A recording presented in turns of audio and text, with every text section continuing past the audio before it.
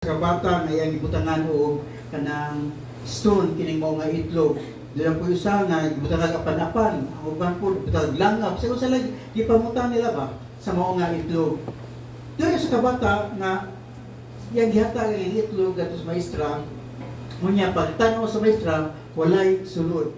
Mingon kining mao nga maestra, di ba gingon nako nga butangan ninyo sulod kining mao nga itlog, bingon kining mao nga bata, ma'am, nag-celebrate sa pagabanahaw ni Jesus manang walay angayan nga dunay sulod kining mao nga itlog. Ingnon bikaw igsoon, ang atong Ginoong Kristo wala na sugnanan kundi nabanhaw na siya gikan sa gituwag sa matay. Okay. Dunay tulo ka mga butang igsoon, the most important holiday, no? 3 reasons why Easter the most important holiday igsoon. But before, magapo sa Lord, salamat kayo. Nga hangtod karon naka-celebrate kami, Lord, sa iyong pagabanaw, God. Timailhan, Lord, nga hangtod karon ikaw naghatag kanamong kinabuhi. Nga makapadayon kami, Lord, sa pagdayeg, pagsimba, diya si mong ngalan, Ginoo. Salamat, Lord, nga bisan unsa man nga mapagsulay nga maybot nga ni sa mong kinabuhi, Lord. Nahimo kami overcomers, O God, kung kayo mong grasya, Ginoo. Enough na kay Lord nga maka-overcome kami, Ginoo, sa tanang mga problema nga mabot kani sa mong kinabuhi, O God. Nining pa nga, Lord, magapaminaw kami, Lord, sa imong pulong. Ikaw, Lord, mag-aabli sa mong salabutan, bisan pa man magadihog sa mga lagad karon. In Jesus' mighty name, Amen and Amen. So, nanong importante ang pagsaulog sa gitawag og Easter Sunday. Tingnan reflection, kung si Jesus wala pa nabanhaw, primero butang, we couldn't be saved from death. Dili jud ka makaangkon sa gitawag og kaluwasan gikan sa kamatayon. Sa 1 Corinthians 15 verse 17, tayo name. If Christ be not raised, your faith is vain. Ye are yet in your sins. For since by man came death, by man came also the resurrection of the dead. For as in Adam all die, even so in Christ shall all be made. No? Biabot ang kamatayon tungod sa usa ka tawo igsoon, pero tungod pud sa usa ka tawo nga mao ang atong Ginoong Kristo igsoon, biabot kanato ang gitawag og kinabuhi. Amen ba? Kung wala pa nabanaw si Jesus, useless ang atong gibuhat karon. Amen. Useless ang atong pagpangalagad ganas Ginoo. Useless ang atong paghago, pag-anhi ni mo nga dapit igsoon. Pero tungod kay nabanhaw man si Jesus, ang matag usa kanato igsoon, nakabaton sa gitawag o paglaom sa atong kasatagsa ka mga kinabuhi. Kung wa pa nabanhaw si Jesus igsoon, ignon ikaw nagpabilinta nga nagapuyo diha sa sala igsoon. In the book of Romans chapter 3 verse 23, for all have sinned and come short of the glory of God. Muna nga sa diha nakasalata igsoon, ang glory sa Ginoo dili na makita nga nis atong tasatagsa ka mga kinabuhi. Muna bisag unsaon atong paningkamot igsoon. Kung dunay sala atong gibuhat, wa gyoy himaya sa Ginoo nga makita nga nis atong tasatagsa nga kinabuhi. Bisag nindyot pa kay ka bukanta igsoon, bukanta ka relihiyoso mga kanta igsoon, pero ingnon ikaw, wala diha mo'y glory nga makita sa Ginoo. Nga naman tungod kay dunay sala nga nagaungong diha sa imong kinabuhi igsoon. Nya matod pa sa Romans 6:23, for the wages of sin is death, no? Ang soul sa sala kamatayon, ang bunga sa sala condemnation, ang resulta sa sala igsoon makapahimulag kanato diha sa Ginoo. Kining death din igsoon, wala ni nagpasabot sa atong physical body igsoon, kundi kining gitawag spiritual death igsoon. Revelation chapter 21 verse 8, your name. But the cowardly, wa ni nagpasabot igsoon kada bitong makuyawonon na kung dunay kanang ulod, bakyawan dayon, bukurog dayon, manya kung dunay butingong nga sira, makulbaan din, hala, abang lang yun, no? Dili ni mo nga coward igsoon, ang gipasabot diri. Pero kining coward din kanang mahadlok ka nga mo share sa pulong sa Ginoo. Mahadlok ka nga tawgog Kristohanon. Mahadlok ka nga mahibawan ka nga nangalagad sa Ginoo. Munay gisulti nga coward igsoon, talwan nga musaysay diha sa pulong sa Ginoo.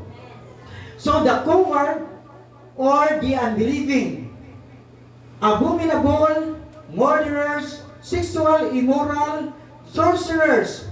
Kita may sorcerers din eh. Kaya bitang nagdala ng gapog lana hangtod karon gikan sa kuan? Sikihor. No, basig na pa diri ha. Dili na pwede, no?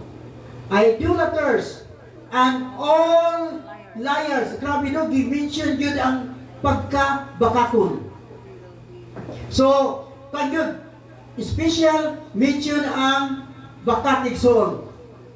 Matod pa sa Biblia, shall have their part in the lake which burns with fire and brimstone, which is the second death.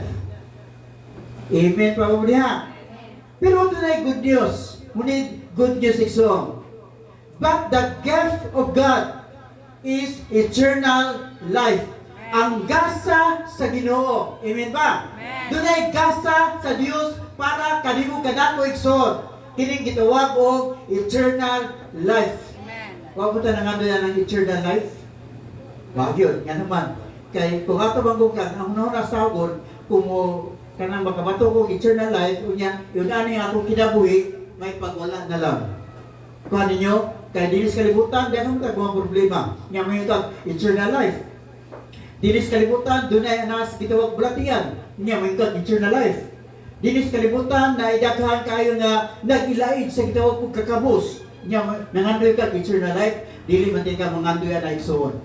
Kuha ninyo? Pero kung ikaw igsoon, no, gi-bless sa Ginoo, gitagbo sa Dios ang imong paginhanglan, moingon sa eternal life. Kung hayahay ka niining mga kalibutan.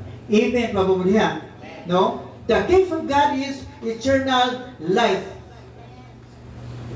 Dini sa Revelation chapter 21, no? Revelation chapter 21. Nga nagasulti diha, no? Kining mga butang igsoon nga wa nakapahimot ganas Ginoo. Pero tungod sa good news igsoon nga si Jesus mianhin aron makamatungtag eternal life. So ang good news nga kining Revelation 21 verse 8 igsoon, dili na ta maka-experience niini. Uy, wala manalipay. So kining gisulti sa Revelation 21 verse 8, dili na ta maka-experience nini nganuman tungod sa pagabanhaw sa atong Ginoong Hesukristo. Kaya ang pagabanhaw sa atong Ginoong Hesukristo nagdala kini kaluwasan para kanimo o kanako igsoon. Pero niadto mga tawo igsoon nga wa nangalagad sa Ginoo. Romans chapter 1 verse 18. Sa mga tawo nga nagpadayon sa pagpuyo diha sa sala. Romans chapter 1 verse 18 ini. For the wrath of God. Unsa daw? Kapungot sa Dios. Kaya ang kapungot sa Ginoo is revealed from heaven against all ungodly and righteousness of men who hold the truth in unrighteousness. So katong mga tao nga nagpuyo sa gitawag og saman dili pagkamatarong matod pa ang kapungot sa Ginoo iyang ihuwad, iyang ipadayag igsoon gikan sa langit. Jesus died our death. Kuha niyo, si Jesus nagpakamatay para sa ato utang kamatayon. Amen. So, nagadala kinig eternal life igsoon. Doon sa kamatayon ni Jesus, naka-escape kita from death to life. Gikan sa kamatayon, o nakaangkon kita sa gitawag o kinabuhi. In the book of Romans chapter 8 verse 34, who is he that condemneth? It is Christ that died. Yeah, rather, that is risen again, who is even at the right hand of God, who also maketh intercession for us. Naga-intercede si Jesus gikan sa iyang pagkabandaw, gikan sa lubnganan ng Igsoon. Si Jesus nakig-uban sa atong langitnon nga mahal, nagalingkod siya sa atong langitnon nga mahal, unsay iyang gibuhat, nag-intercede siya para kanimo kanako. Amen ba? Nga samtang naglakaw ka sa matag adlaw igsoon, ang Dios, ang atong Ginoong Jesucristo nag-ampo para kanimo. Samtang nagtrabaho ka sa matag adlaw, si Jesus nag-ampo para kanimo. Samtang nagnegosyo ka, si Jesus nag-ampo para sa imong negosyo. Samtang nagbiyahe ka, si Jesus igsoon nakig-uban o nag-ampo para kanimo. O ingnan ko ikaw, nga samtang nitungab kas imong bino igsoon, si Jesus nag-intercede nga sa dili pa mahitabo ang gitawag ka o balatian igsoon, muundang nakaana. Kuha ninyo? Gusto sa Ginoo nga muundang ta sa mamutang nga dili makapahimot nga sa Ginoo, nga naman tungod kay dunay gitawag og wrath of God nga mopadayag igsoon gikan sa langit. Og ayaw tungod igsoon nga makaambita niining mao nga kapungot sa atong Ginoong Jesucristo. Grabe no, si Jesus naghago siya, nagpakamatay siya dito ibabaw sa krus, unya sa diyan dito na siya sa langit, naglingkod sa right hand of God igsoon. Nag-intercede lang gihapon para kanimo kanako. Grabe ang iyang pagpangga, grabe ang iyang paghuna-huna diha sa tao igsoon. No? Amen ba? So, wala man tingay ginikanan igsoon nga wa nag-intercede para sa iyang mga anak. O ang atong Ginoong Jesucristo igsoon nag-intercede, nag-angko matag adlaw para kanimo kanako igsoon. Aron ug ana igsoon, ikaw nga iyang anak, no? Ikaw nga iyang gipangga, dili mahisalaag diha sa gitawag o kamatuoran. Amen. Kung wala pa nagtao si Jesus, kung wala pa nagbanaw si Jesus, we couldn't have any connection to God. Wala jud tay connection, sorry, connection. Interpreter. Connection. Sumpay. Wala jud tay labot, no, diha sa Ginoo. 1 Timothy chapter 2 verse 5 dinhi. For there is one God and one mediator between God and men, the man Christ Jesus. Doon na rin usa ka tigpatiluwala igsoon sa Dios o diha sa tao. Walay lain kung dili ang atong Ginoong Jesucristo. Nganong si Jesus man, tur kay si Jesus dili lang usa ka tao, kung dili usa ka Dios. Dili ka pwede nga mahimong kanang tigpatiluwala igsoon kung tao ra ka nga ordinaryo. Dapat nga makakulik kita nga to samhan pinagi sa atong Ginoong Kristo nga naman kay si Jesus dili lang tao kung dili Dios siya igsoon. In the book of John chapter 1 verse 1. In the beginning was the Word, and the Word was with God, and the Word was God. Sa sinugdan, pulong. Ug ang pulong nahimong tao. Ug ang pulong Dios. John chapter 1 verse 14. And the Word became flesh and dwelt among us. And we beheld His glory, the glory as of the only begotten of the Father, full of His grace and truth. So ang Word igsoon nahimong flesh and became a person nga mao ang atong Ginoong Jesucristo igsoon. Munang angayan siya sa atong pag-worship niningtak nga sa kabuntagon. Nga naman siya ang atong mediator ngadto sa amahan igsoon. Why maabot yung mapag-ampo kung dili pinagi sa atong Ginoong Jesucristo. O gulay ang ngayan nato i-worship ang atong Ginoong Jesucristo igsoon. Bowing down in complete surrender belongs to God alone. Amen. Sa diyan, gitintas si Jesus, no? Kanya, mingon ang yawa gato kanya, ako ihatag kining tanan nga kabtangan. Kanang dagko nga syudad niya, kanang dagko nga mabukid, ako ihatag na kanimo, basta kay mo worship ka nganhi ka na. Kung sa tubag ni Jesus sa Matthew chapter 4 verse 9. All these things will I give thee. Nga mo niyang sulti siya, if thou will fall down and worship me. Pero ang tubag ni Jesus sa verse 10, give thee hence Satan, for it is written, thou shalt worship the Lord thy God, and Him only shalt thou serve. No? Ang Diyos lamang ang atong pagasimbahon. So kining pulong karon igsoon, naga-remind nganhi kanato nga wala tay laing yubuan, wala tay laing ludhan, wala tay laing simbahon, wala tay laing ampuan, kundi ang atong Ginoong Jesucristo lamang. Doon sa katawig son nga nag-worship sa San Pedro niya itong mga panahon na. Pero unsa ni tabo? Acts chapter 10 verse 25 to 26 no. Mo ni reaction ni San Pedro sa diya nag-worship siya ni Cornelius. As Peter was coming in, Cornelius met him and fell down at his feet and worshiped him.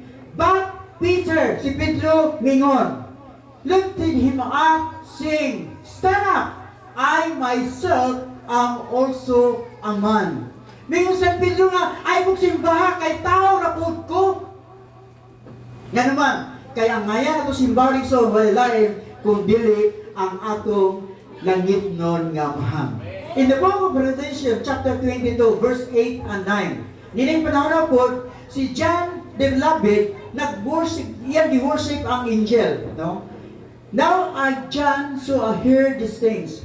And when I heard and so I fell down to worship before the feet of the angel, who shewed these things. Then he said to me, say that you do not do that, for I am your fellow servant, and of your brethren the prophets, and those who keep the words of this book.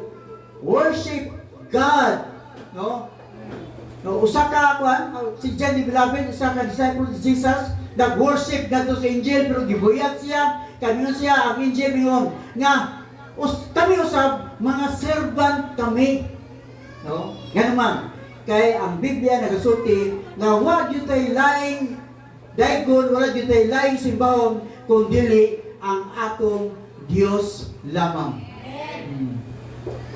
So, kinahanglan nga atong simbahon, atong ampuan, ang Diyos lamang iso. Ganman, doon kay ang Diyos lamang ang makatubag sa atong mga problema. Hallelujah! Ang ikatulo, kung wala na tao, kung wala na banaw si Jesus, dilita ang ngayan nga musalig diha sa pulong sa Ginoo. We couldn't trust in God's word.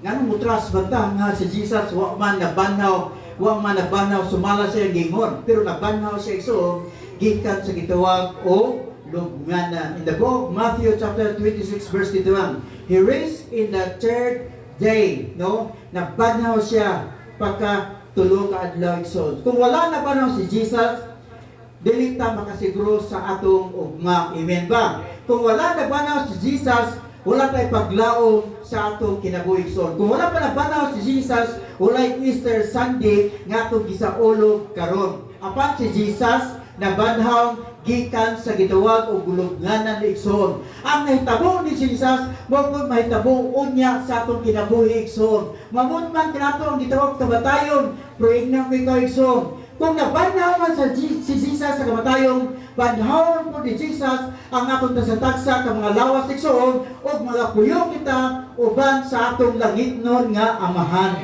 Amen. So dindot kayo, no? Nga ikaw nako makaangkon sa gitawag o kanang kinabuhi nga wala nay katapusan igsoon nga makig-uban diha sa atong Ginoong Hesukristo. Amen. Huwag mo nalipay na. Doon na tayo gituwag o kasigruan. Doon ang mga tao diri nga grabe kayo mo scam. No, para lang na makakwarta igsoon. Pero ang atong Ginoong Kristo wa nag-scam kanimo igsoon. Tinuod yun na kung mayon siya mo niya pagbuhaton, iya bining pagbuhaton igsoon nga naman tungod kay ang Dios mutuman diha sa iyang pulong. Ninong mga atong akong gingon kaniya to nga doon ako'y amigo, niyang sartang nag-istorya mi, doon sa ka tao nga doon nga ni kadamo, o niya may offer niya itong usa ka kanang garapa nga lana, o mayon siya nga palitan ni 500 kay sa diyan imo ni paliton, makakuan jud ka, makaangkon jud ka, gwapa kay masawa.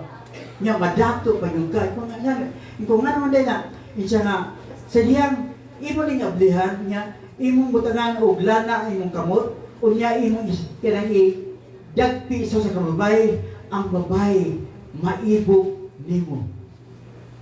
Ang akong amigo po, palit dayon kay sinang nga kung imong dagpion, maibog dayon ang babay, palit mo din siya. Pero ako nakahuna ko ba? Yan ko nga.